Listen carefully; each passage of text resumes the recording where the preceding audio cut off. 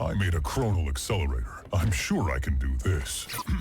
To all agents of Overwatch. That's not right. To the former agents of Overwatch. This is Winston. Obviously.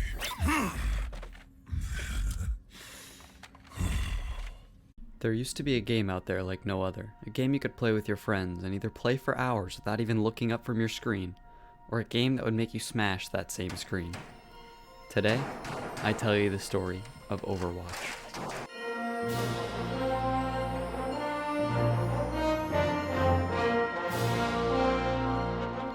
Hi, my name is Bonk and welcome to the channel.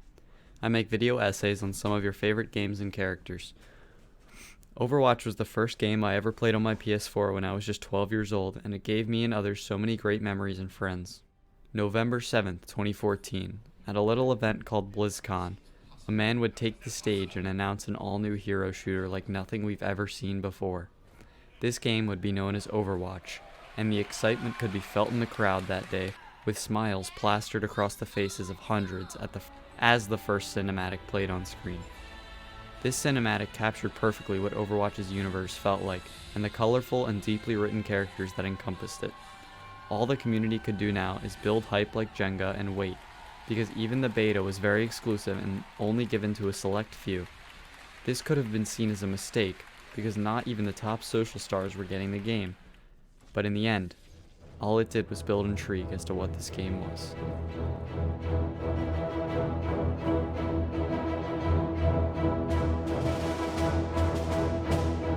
Overwatch built the careers of so many of your favorite streamers, including Tim the Tatman and XQC, and this all started May 4th, 2016. All of this hype would culminate in one of the biggest launches in video game history, with the game selling over 7 million copies in its first week. This was huge, and showed Blizzard that they had made a hit. Not only that, but part of the reason it sold so many copies was the fact that it only cost $40. That's $20 less than most AAA titles sell for even now. As the players entered this new world, they got to know the original cast of bright and compelling characters. The game launched with a cast of 12. Tracer, a British DPS with small pistols and the ability to teleport in small areas. Symmetra, stupid aimbot hero at launch. Farah, an African pilot trained in a suit that can fly and shoot rockets. Hanzo, a Japanese bowman. Reaper, an emo shotgunner. Winston, a smart monkey. No, I do not want a banana. A scientist. Torbjorn, a Swedish tower defense character who could build a turret. Bastion, a stationary nightmare with a giant Gatling gun and the ability to turn into a tank. Mercy, a Finland-born healer with the ability to resurrect. Widowmaker, a spider-themed assassin who wielded a deadly sniper as long as they weren't on your team, and then it was a pea shooter. Zenyatta, a Buddha robot who heals with his balls. And Reinhardt, a German creatine juicer with a huge hammer and a shield. Although this may seem like not that many characters at launch for a title made by such a big company, you could definitely tell that game lead Daddy Jeff Kaplan went for quality over quantity. This could be seen so clearly in the attention to detail that was given to each and every character's smallest attributes. They were given small stories, yes, but at first you could tell that they designed them to have a story told throughout the years, and that's exactly what happened. Each and every interaction, you could see the creative minds of the people who made these heroes coming through. What was Overwatch? Now, I've mentioned before that this was a hero shooter. It was given only a PvP mode at launch, and this didn't even matter. They had constructed multiple game modes and maps to complement abilities more than anything else. If you've played Valorant, imagine if the gunplay mattered 50% less and the abilities mattered 50% more. That was Overwatch. There were 4 game modes that could be given depending on the map. There was Escort, where you had to take a car or payload to 3 checkpoints across the map, with the final checkpoint giving you the win. There was 2 capture point maps, which were definitely the least favorite, making you take 2 points on a map while the other team would defend those 2 points and try their best to keep you off. Next was Hybrid. You had to capture a point, then escort a payload across the map. And finally is King of the Hill, where you must capture a point and keep it until you have done that twice to 100%. These game modes all felt unique and fun in their own ways except 2CP. That shit sucked. Now we'll skip ahead a bit and talk about why this game began its downward decline.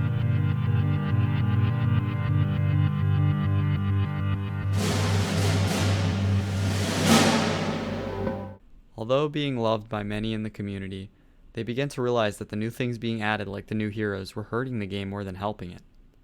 In my personal opinion, this began with the launch of a new tank, Orisa. This character would not be well received. All of these annoyances in the form of shields and crowd control abilities. And the one thing no one wanted from a new hero was a shield and crowd control ability, because it just made the game feel less competitive.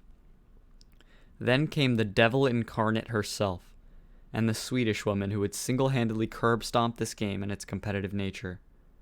Brigitte, Torb's daughter. This character's launch went so poorly, so many would quit the game after being BS'd by this healer, because she not only had a shield, but 2 crowd control abilities and a heal. This would result in the competitive playlist being absolutely cucked. The comp ranks were bronze, silver, gold, platinum, diamond, master, and grandmaster, with the top 500 players also having a special icon. Brigitte's pure power and ease of use would result in players who were bronze in the previous season making it all the way up to GN, which obviously resulted in so many mismatched games after she was nerfed, because these objectively bad players were in games with the best of the best. Then came the absolute disaster of BlizzCon 2018, when Overwatch 2 was announced as a PvE and PvP game, and would be the definitive upgrade to Overwatch in its systems. Players were absolutely excited for this, because for people still playing, it just meant more Overwatch, and to people like me and many others, the PvE would be the reason this game would be an instant buy. Now here we are in 2021, and where is it? Well, nowhere to be found. Not long after the announcement, project lead Jeff Kaplan would leave the project, shooting up many red flags to me and many others. Jeff was part of the reason for the first game's success, and after all that, all we got was a small demo for the pros of a new PvP map and the first PvE mission. But when watching these pros play the so-called Overwatch 2, it just looked the exact same game, besides only a few character reworks and art changes after 3 years. This looked terrible for the game's future, because it looked like the game wasn't even being worked on, and what made it even worse was that they weren't even adding new content to Overwatch 1. In this time, players had just been left in the dust and didn't have a reason to play anymore. The last hero had launched over a year ago at this point. Then we learned part of the reason this game had been delayed so long, when many Activision Blizzard employees were called out on their disgusting behavior in the office and on the job. Some of these people would just pass off their work to the female coworkers and drink all day at work. And not only that, but they would sexually harass these coworkers. These victims described their environment as if they were working in a frat house. Suddenly, the lack of development and the leave of Jeff Kaplan made all sense. And here we are today with nothing to show for 3 years. But it's not all bad. Me and many friends have made memories that will last a lifetime from this original. And I hope to make more in the sequel when it hopefully comes out.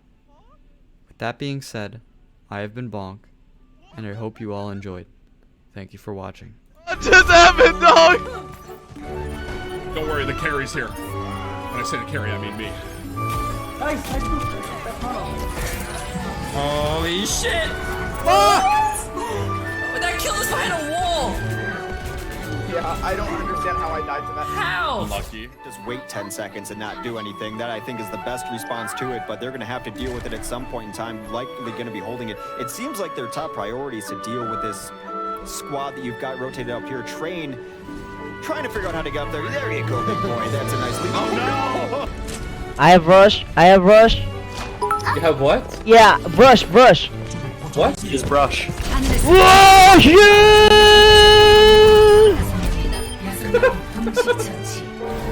GG. Hey. I'm hiding him back here. There's nobody on point. It's a free. I took that shit. Oh my shit, dude! Use your play. Man, no carry. Holy fuck! Man, no Dude, carry. Mano, wait, who did that? Where the bitch is at? Wait, what? Where the fuck did I go?